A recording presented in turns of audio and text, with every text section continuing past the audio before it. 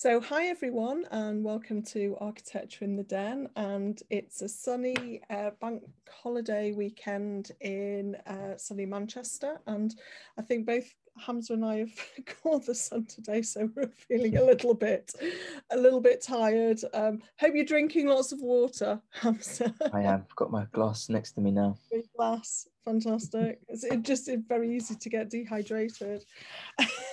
So I'm your host, Lisa Rains, founder of the Pride Road Architecture Practice franchise. It's a business in the box that provides all the kind of architecture support you need if you want to set up a practice. Today we're going to be talking to Hamza Sheikh.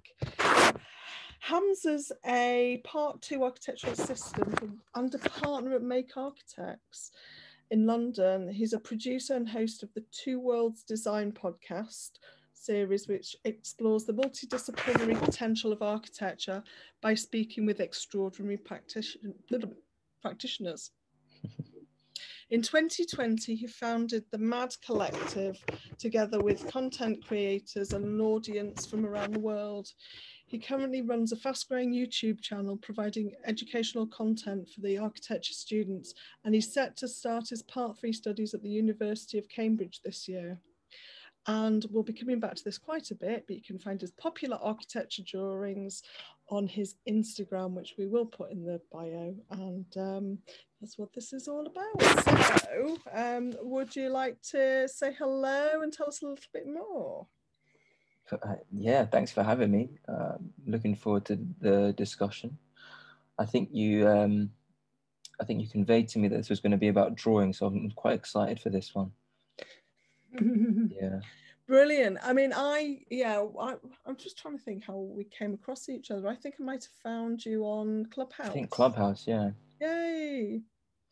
And then you kind of talked about your drawings, and if anyone's on Clubhouse, it's very easy to link from Clubhouse in people's bios, and it goes into the Instagram feed. So how did your Instagram come about? Oh God, this is a complicated story. Do you want the long story or the quick story? Let's go for the long story. Okay, all right. Well, this might throw you off, but Two Worlds Design was actually started off as a clothing line. Okay. So when I was in my foundation year in Canterbury, University of Creative Arts, Canterbury, I was trying to figure out what I wanted to do creatively. I was doing, an art foundation, not really, it was art foundations are pretty laid back, so you can do whatever you want, really. It's all about exploring anyway. So I was really in the creative spirit, and I always wanted to start some sort of business. I always wanted to see what it could feel like and be like to have some sort of entrepreneurial venture that had linked into what I enjoyed and what I knew I was best at, which was sort of creative expression. And so a clothing line was born. And I think the clothing line essentially came out of the market opportunity I saw in university of kind of attaching myself to the DJs and the kind of nightlife protagonists, let's just say, because I was quite involved in that in my university days, in the early days, and I had a lot of DJ friends who were essentially the perfect people to promote my shirts. So it ended up being this this weird little business venture which never really brought in any real money. I mean, little bits here and there, but it was more I think the exposure to that possibility at a young age, that one, I was craving, and two, I was quite excited by, following it. So that's how it started. That's how the Instagram journey started. But there's a very deep kind of philosophy behind what Two Worlds Design is, and what that clothing line, even though on the surface clothing line is quite a, well, its definition is it is on the surface, but the deeper kind of creative concept behind Two Worlds Design was something really personal to me, and something which was done in the right way, because that concept was then translated into what it has become today, which is architecture focused. So that concept was basically looking at the in and the out. It was a philosophical sort of creative concept that was very close to me. The idea of contrast and extremes, you know, looking at one side of things and the complete other side of things. So it always struck me that I felt conflicted a lot growing up. I felt kind of two sides of things pulling at me all the time. You know, whether that was my inner kind of urge to go down maybe an academic route and really be sensible and responsible, and the other side of me, which was the complete opposite, which was trying to be wild and crazy and free. So I always had these conflicts within me, and that was just a natural expression of what Two Worlds was. And Two Worlds design became a challenge of how do I express that artistically. And it started with a clothing line, as I said, but it later evolved as I started to become more serious with it. So what sort of clothing was it? They were just t-shirts, but what I was doing, again, this kind of, you know, the personal side of it, which I'm explaining, but there's also very business side to it as well, which was how I was trying to leverage the facilities I had in my reaching distance. I mentioned the DJs, but I also had a lot of graphic designer friends who were, you know, in this amazing university, which is University of Creative Arts. And so, you know, I would come up with a design concept and sketch it out and get my graphic designer friends around and say, come on, crack something out for me. Let's put this on a t-shirt. And I had very supportive parents who were able to invest a small amount of money in me to get a couple of t-shirts. You know, it was a couple hundred, to be honest, t-shirts printed. So nothing, you know, there was no real fashion statement being made with the textiles. They were, you know, prints. They were artistic logos and prints. So yeah, that was the way the shirts were designed. But as I said, they later, the whole concept went through a revamp when I started becoming more passionate about architecture. And then it took a turn where I said, actually, why don't I just bring in this entrepreneurial urge I have into my architectural studies?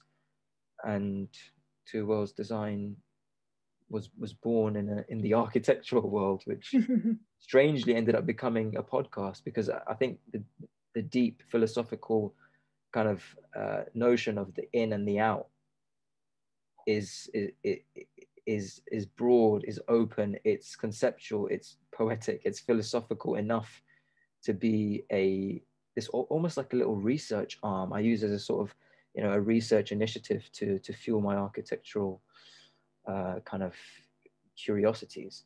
And I can explain a little bit more about how that actually links to architecture if you want.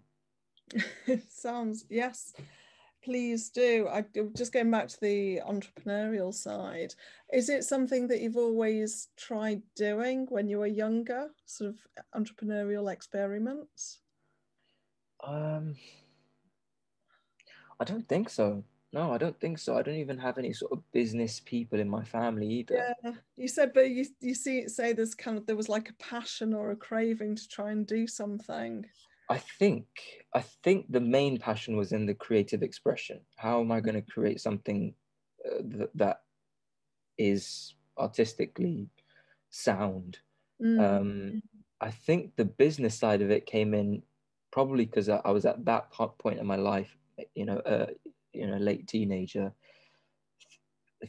starting to think a little bit more about money. So I think, I was always, my parents are both doctors, to kind of hit the brown guy stereotype. So I think at the same time, I always had in my mind that, I wanted to have a stable income, and, I was never moving towards the kind of these STEM kind of professions that my parents really value. And I think a lot of other parents who come out of the South Asian culture value. So I think thinking about how do I create some sort of stable income was always on my mind. And that was exacerbated by the insecurity of my venturing into the creative world. idea that how the hell am I going to make any money at, So it's kind of like, I've got some skills, let's monetize it. yeah, let's find a way to make some sort I of. mean, I've been on various kind of like mini entrepreneurial ventures throughout my life without just, you know, whenever there's a new little bit of technology or new little bit of kit or something, I just want to have this urge to kind of master it and learn how to use it or make some. I do a lot of sewing, so I have an urge to like construct a dress. I'm actually I sewed the dress that I'm wearing tonight, and oh, this was my last year. I went through a must learn how to sew jersey. Actually, sewing stretch materials is quite tricky. And so I went through a phase, and I just made I bought this book, and I made like 3 versions of this once I'd kind of worked out how it did. I think it's an architectural skill. I think it's just trying to unpick something. How is something put together? How do you make it? How do you master it? And then, right, okay, what can I do with that? And when we started down in lockdown, I went into making Lego, which is just behind me, starting with a standard kit. And then once I kind of understood how it was all put together and the components, so that was like a standard classic kind of like 16 plus house kit. I'm just pointing to, it's like the bookshop kind of kit. Once I'd worked that out, I then started making my own things out of it in a similar way, in just how Lego kind of built kind of plans and elevation and kind of elevations, and explained it to other people how to build them. And the last podcast recording was with Pablo Apolinar, and we talked about Lego for a whole podcast. It was amazing. Architects and Lego. Anyway, sorry, completely diverging off the topic here. But yeah, I think I completely get that. Right, okay, I've got an idea here.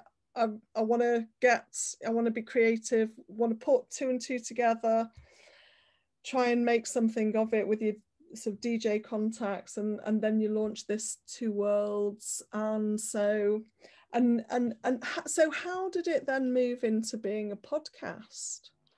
Yeah, so that came a bit later on. So I think the first thing was I was never attracted to the whole Starchitect thing in uni either. I was never really wanting to become a personality, or I mean, for example, today, I've been referred to as an influencer, but I never sought that. And that's why Two Worlds Design became my baby. I wanted that to become a success. I didn't want it to be kind of a personal brand. And so Two Worlds Design kept going on throughout my university as just an account to publish any creative expression I could possibly do in my architectural studies or even beyond, and I would just post that on Instagram. So all I knew in my head was, I want to have a brand.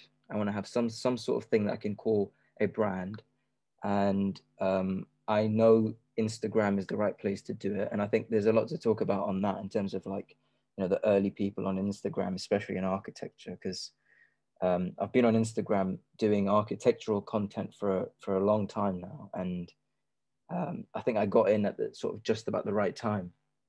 But yeah, it was. I think whilst you're talking, I'm going to share my screen, and I've got your Instagram here. Well, I'll put your link in the bio as well, so people can have a look at it.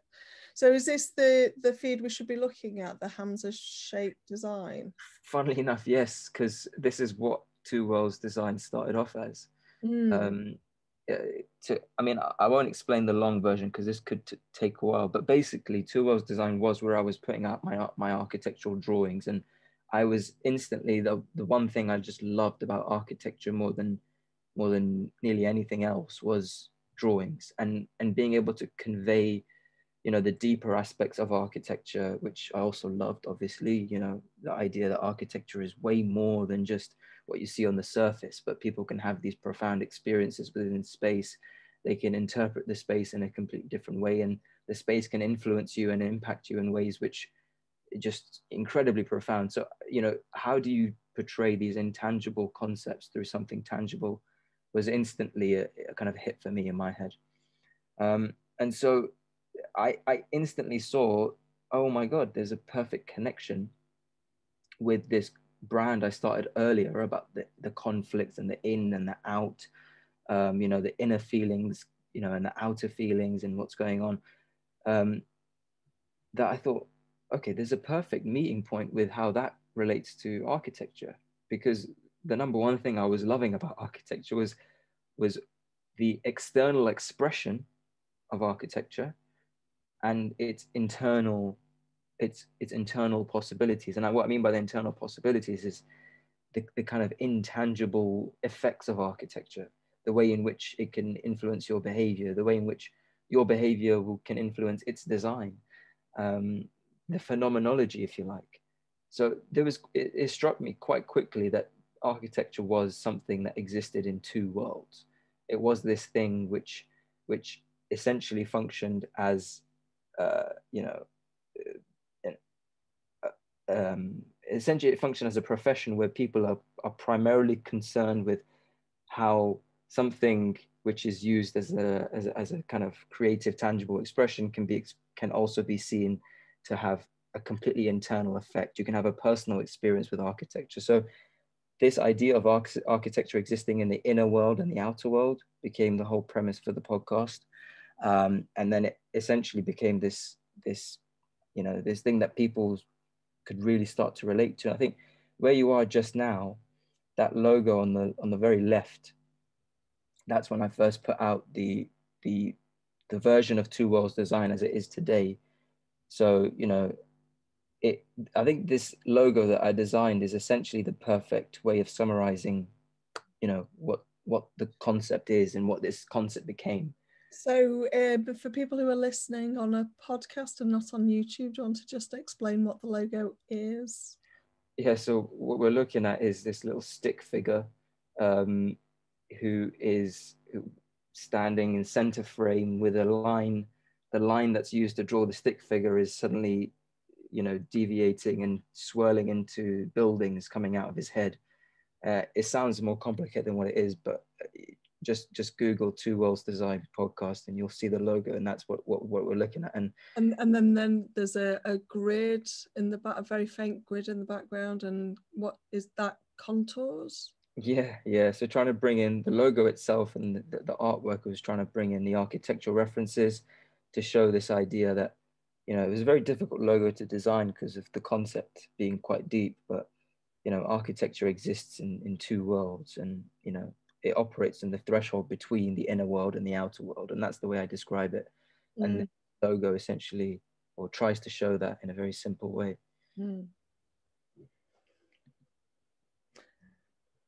And so how's this moved on into a podcast, which is a kind of oral experience rather than a visual experience? Well, as I said, it's such a deep concept to talk about, you know, what is the true potential, what is the true effect of architecture.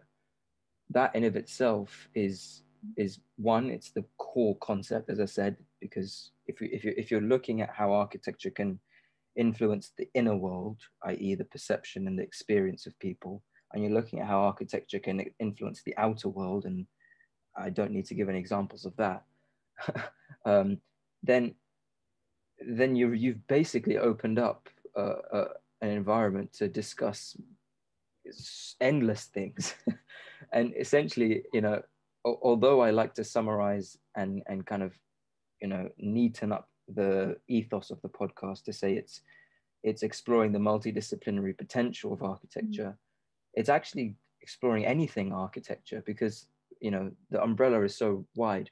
But what I really try to do is bring it back to this final, this kind of final investigation of okay, we're looking at all of these crazy potentials and effects of architecture, but what is the outcome? What is the end result? Are we able to look at architecture in a slightly different way that you never would have looked at before? For example, when we bring on people onto the podcast who are doing things on the fringes of architecture, and suddenly their stories are being explained and their stories are being explored, you end up finding, oh my God, I never knew someone who had an architectural background, or I never knew learning architectural education could allow me to do all these other different things.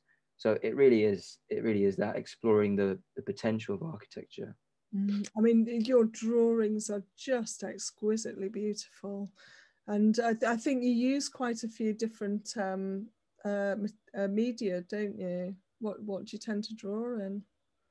Yeah, I mean the drawings are kind of kind of a separate beast in a way. As I said, I'm interested in the deepest aspects of architectural conversation and philosophy, if you like, but I'm also extremely passionate about how that is expressed through drawings. So this page, which again, I can explain later how it became a personal page, even though I was saying I was trying to avoid that. But it explores as many different drawing styles as I can, really. So, a lot of this is from my academic work in uni, but a lot of it is actually just my own doodle. So it varies from 3D modeling, rendering, hybrid drawings, working digitally, Photoshop, Illustrator, to Procreate, to hand drawing, to even painting. I do anything and everything I can to express the architecture in as many different ways as I can. They're just absolutely gorgeous. So I'd highly recommend, if anyone's listening to this, to go and have a look at the Instagram and have a look at some of these images. So we're actually coming to the end of our time already. Is there anything you wanted to ask me? Yeah, I mean, I'd be curious to find out a bit more about what you're doing in terms of Pride Road, because I think an interesting thing that's come up is, I guess, surfaced is, um, even though I'm extremely creatively minded and want to look at how I express my creativity, I always had the entrepreneurial urge, and I wonder how that kind of relates to your story and what you do at Pride. Yeah, absolutely. And I can see sort of like I'm just looking at your kind of list of channels. You've kind of got you on YouTube, and you co-founded the Mad Collective, and you're as a partner as Make. You've got kind of multifaceted guy, which is amazing. So for me, well, I trained as an architect through the sort of normal routes. I kind of sort of followed I did my my 4A levels, and then chose architecture to go into. And then once I'd started the course, I kind of realised that it was a great course to do and loved it. And so enjoyed the whole kind of experience. And when I came out and did my part 2s and then my part 3s, I was at like Ian Simpson and kind of working in sort of like design practices. But then I started just to find that there was a bit of a burden on like my personal life. Sort of with the kind of long hours culture, and it didn't kind of work with kind of starting a family.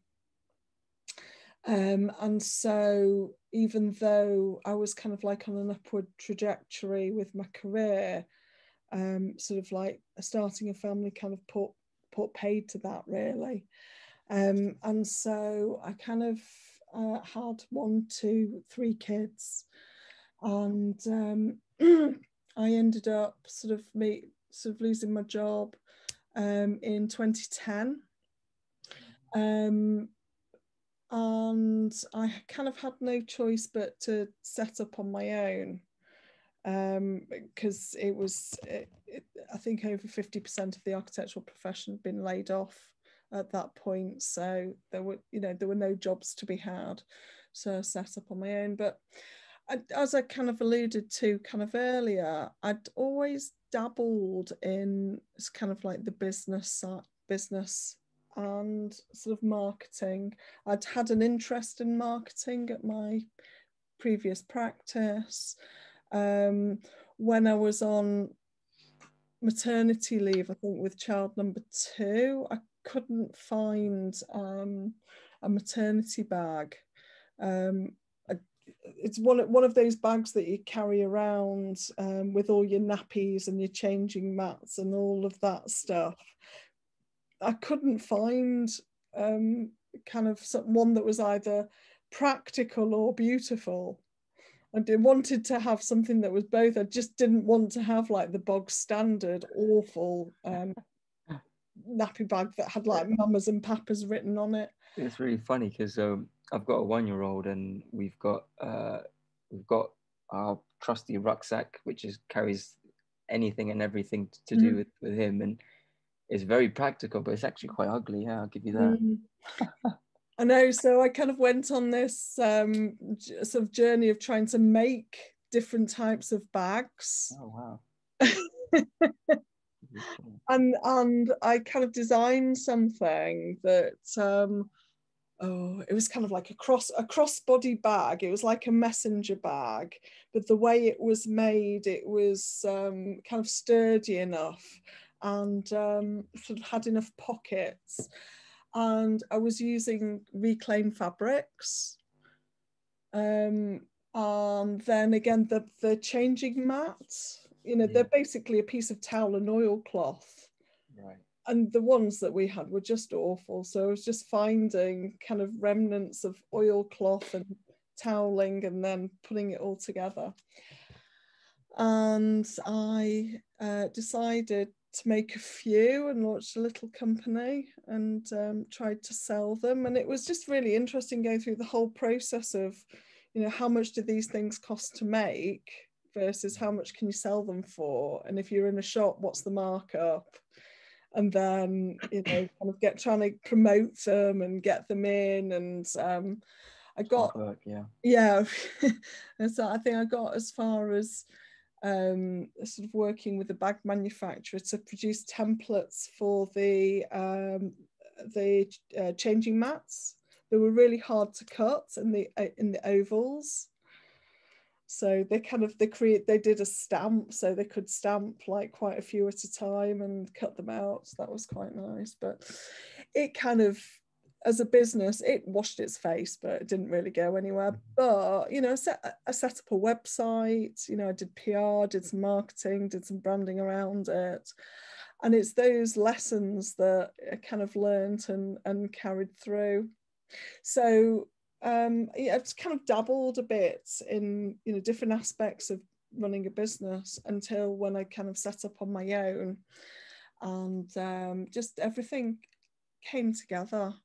So and it was, but it's through doing things, things that you enjoy, things that you want to try. I organised Manchester Curious in 2015, which was like a London open house type festival, but in Manchester we had 36 buildings over a weekend in October, and it was really, kind of got about 500 attendees. And that was in association with the Manchester Society of Architects and the RIBA. And just learning from that experience, you can then take it into other things. And it gave me the confidence then to launch Pride Road as a franchise kind of like a year later. So, every time you do these kind of these little things, they kind of build up into something. You never quite know how you're going to use that little bit of knowledge until one day it just, slots into place and go, that's what I'm going to use it for. Yeah, well, I think architecturally trained mind is a remarkable mind. Obviously, I'm a bit biased, but I think the way in which we're trained and the way in which we learn to think laterally, we all think about the bigger picture. And from the examples, you know, of your journey as well, it's shows that, you know, you can take something creative, which, you know, it's definitely not easy to create the thing, which is the art as well, but, you know, to go off and sell it and try and find a way to make it work economically is a challenge, but it's something you do often find people who are trained architecturally do, and I love that. And I think that's a perfect note to end the conversation on. So Amazing. So thank you very much for coming on the podcast, and thanks everyone for listening. If you enjoyed the show, please follow us, share us, subscribe, whatever you do on YouTube and Spotify. And if you would be interested in coming on the show, please contact me, Lisa Rains, or you can check out my website, prideroadfranchise.co.uk. So once again, thanks very much for giving up your May bank holiday and coming on the show.